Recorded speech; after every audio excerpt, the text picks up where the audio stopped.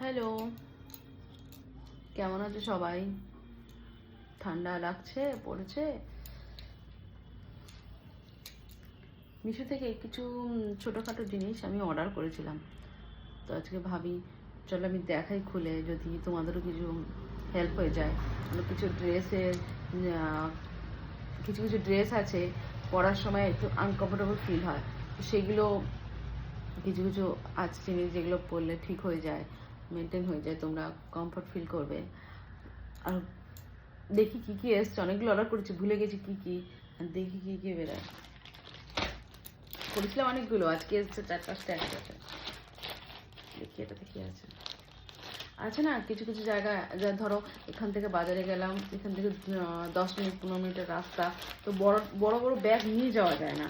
এই জন্য একটু ছোটো ছোটো যদি শুধু একটা ফোন আর কিছু পয়সা রাখার মতন যদি কিছু